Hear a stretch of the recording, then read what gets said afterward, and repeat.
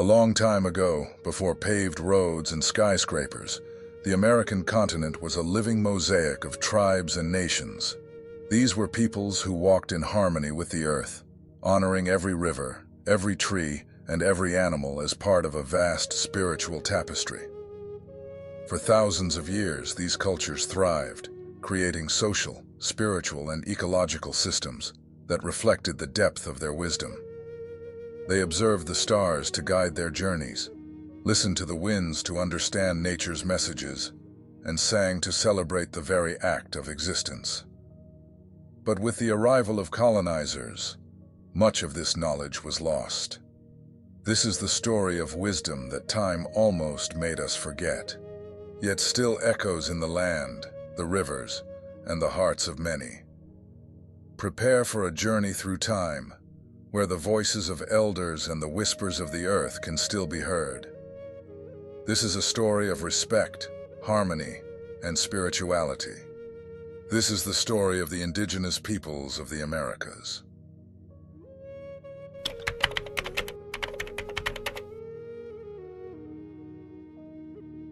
Before any border was drawn by foreign hands, the American continent was a vast mosaic of life.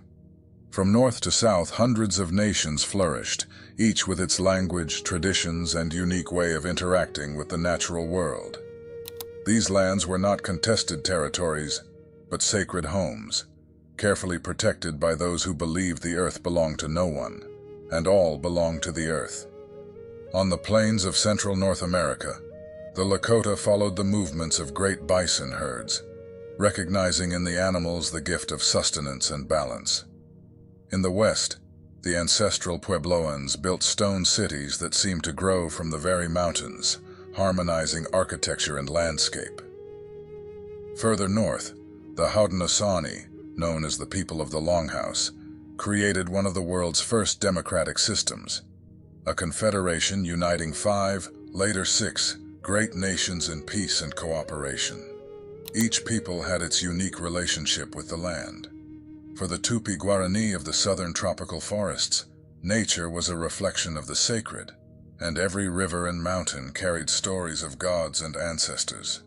Meanwhile, the Inuit of the glacial regions demonstrated their deep wisdom by adapting to the harshest climates, finding food and shelter where others saw only ice and desolation. These nations did not merely survive, they thrived. Trade networks connected distant tribes, enabling the exchange of goods, ideas, and stories. Atlantic shells found in the Great Plains and obsidian from the west discovered in the east testified to societies interconnected long before modern globalization.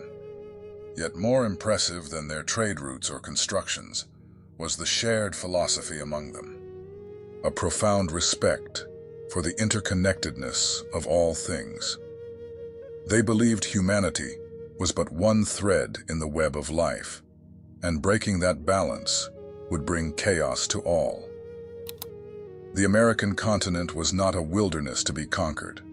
It was a vibrant, complex world shaped by those who understood that true greatness lies in living in harmony with everything around them. One continent, 1,000 peoples, and a lesson humanity still struggles to learn. Native American tribes and nations were far more than mere human groups.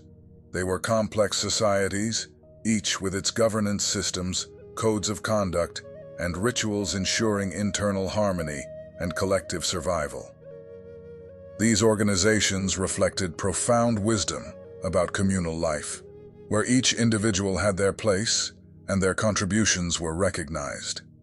Among the Haudenosaunee, known as the Iroquois Confederacy, governance was an impressive example of balance between central authority and local autonomy. This confederation, formed by 6 nations, was based on a system of consensus, where tribal leaders convened in a grand council. Every decision was made not only with the present in mind, but also considering its impact on the next 7 generations. This long-term vision reflected respect for the continuity of life and nature. It was also a system that avoided tyranny and ensured every voice was heard, regardless of status or position.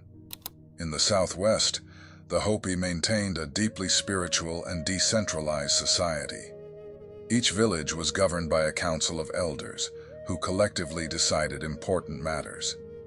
Their governance was intrinsically linked to spirituality, with many decisions guided by ceremonies and signs from nature.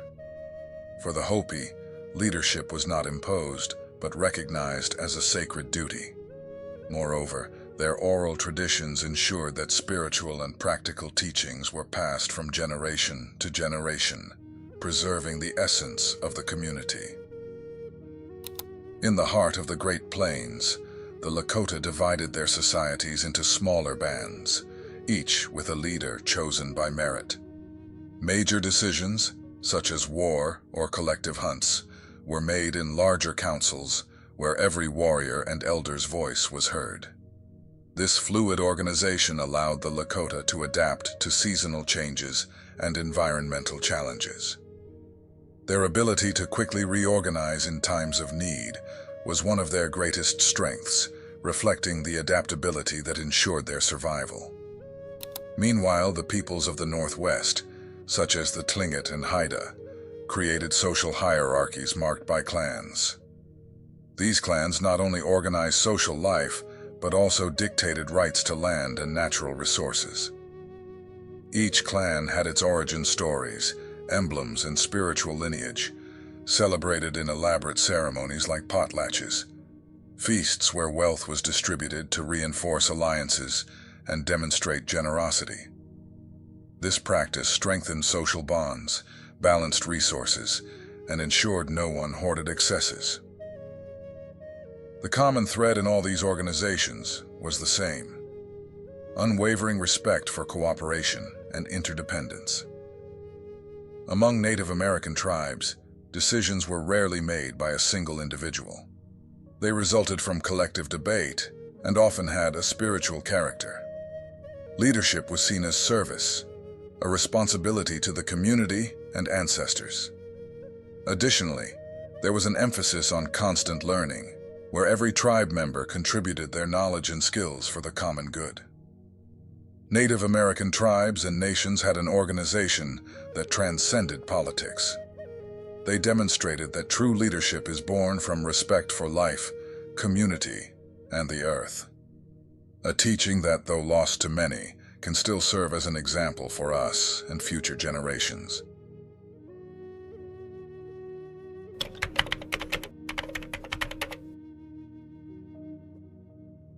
The spiritual practices of Native American peoples were a celebration of the interconnectedness between the physical and spiritual worlds. To them, the earth was not merely a place to live, but a living, sacred being whose divine essence could be felt in every mountain, river, forest, and animal. This spiritual vision permeated all aspects of their lives, from rituals to daily activities. Among the Lakota, spirituality revolved around the concept of Wakantanka, the Great Spirit, or Great Mystery. This divine force was not represented by a single entity, but by the sum of all energies in the universe, connecting everything that exists. Rituals such as the sun dance symbolized sacrifice and renewal, linking the individual to the cosmic order. During the ceremony, participants would dance for hours in devotion, connecting with natural cycles and praying for harmony within their communities. The Hopi, on the other hand, believed they were the guardians of balance between the physical and spiritual worlds. Their ceremonies, conducted by the Kachinas, spiritual beings representing aspects of nature and ancestors, sought to bring rain, fertility, and prosperity.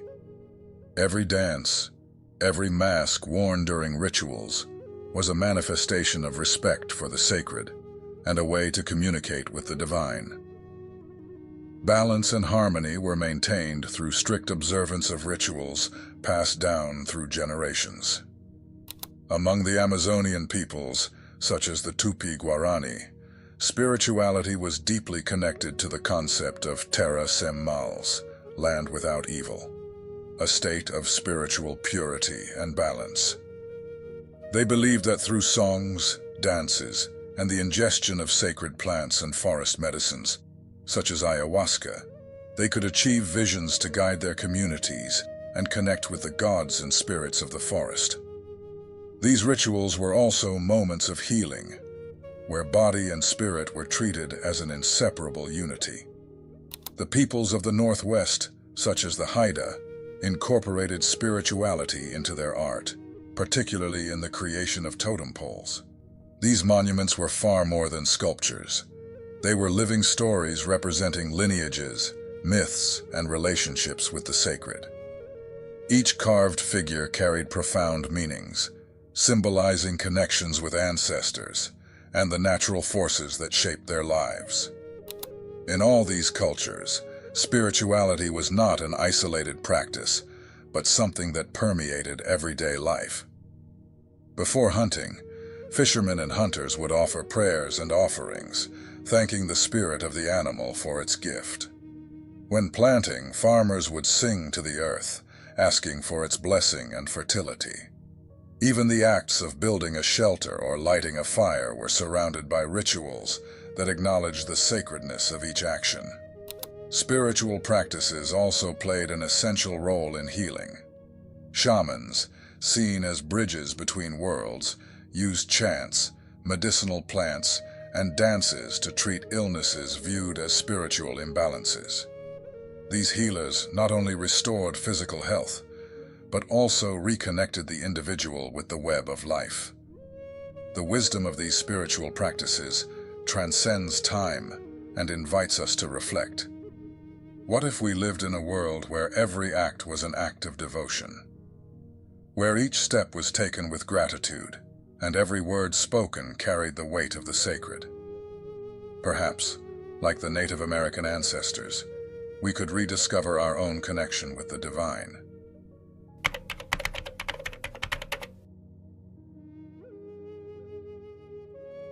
The philosophy of interdependence was at the core of the Native American way of life. They viewed the world as a vast web, where every being, every element of nature, was interconnected and played an essential role in the harmony of the whole. This vision was not just a spiritual belief, but a practical philosophy that guided their decisions and their relationships with the earth and each other. Among the Great Plains peoples, such as the Lakota, the concept of mitakuye o yasinja, all my relations, symbolized this connection. It did not refer only to human relatives, but to all forms of life, from the bison to the wind blowing across the prairies. The Lakota believed that harming any part of the web of life meant harming oneself. This belief was reflected in their respectful use of natural resources. Every part of a hunted animal was utilized, and rituals of gratitude were performed before and after the hunt. The Hopi, known as the People of Peace, lived this interdependence through their relationship with water and the arid lands of the Southwest. For them, survival depended not only on human labor, but on a sacred partnership with nature. Therefore, their agricultural practices were based on rituals that invoked rain, recognizing that without the help of natural elements, life would not be possible. This understanding shaped how they planted, harvested, and even shared food, always in harmony with natural cycles. This philosophy of interdependence also permeated their relationship with past and future generations. For Native Americans, time was not linear, but cyclical. Ancestors were not distant. They lived in stories, rituals, and the land itself. Similarly, every decision was made with future generations in mind, aiming to preserve resources and balance for those yet to come. This concept of intergenerational responsibility is encapsulated in the Iroquois practice of considering the impact of every decision on the next 7 generations. Moreover, interdependence was lived daily in the sharing of responsibilities within communities. Everyone had a role, from the youngest to the elders, who were seen as living libraries of wisdom. Survival was not an individual endeavor, but a collective one, with each person contributing to the well-being of the group. whether by hunting, farming, teaching, or healing. The Native American philosophy of interdependence offers us a vital lesson. We are not isolated islands, but part of a vast web of relationships. They show us that caring for one another and for the earth is not just an ethical duty, but a necessity for survival and prosperity. In a world where disconnection and selfishness prevail, perhaps it is time to rediscover this ancestral wisdom and remember that, as they said, everything is connected.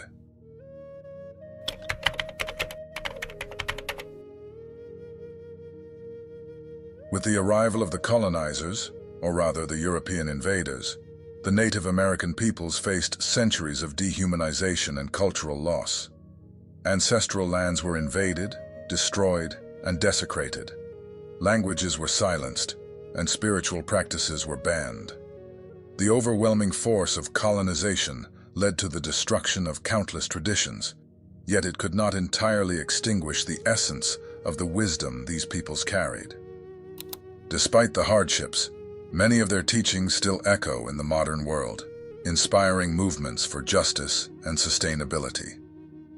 During the 19th century, government policies such as native boarding schools in the United States and Canada had the explicit aim of eradicating indigenous cultures. Children were forced to abandon their languages, customs, and spirituality. Yet in secret, many families continued to pass down their traditions. The Lakota, for instance, kept alive the practice of the sun dance, a spiritual ritual symbolizing renewal and cosmic connection. Today, this ceremony stands as a powerful example of cultural resistance and a bridge between the past and the future. The Hopi preserved their prophecies, which warn of the dangers of ignoring humanity's interdependence with nature. They believe that the environmental and social imbalances we face today are the result of straying from sacred paths. These prophecies have become a guiding light for those seeking to restore harmony with the earth, offering a vision of hope rooted in respect and collective responsibility. The ancestral wisdom of the original peoples of America invites us to reflect on our own choices and priorities. Their teachings show us that true progress lies not in reckless exploitation, but in creating a balance that honors all forms of life. It is a call to listen to the echoes of the past and walk forward with greater awareness and gratitude. After all, as many of these cultures believed, what we do to the earth, we do to ourselves. Thank you for watching.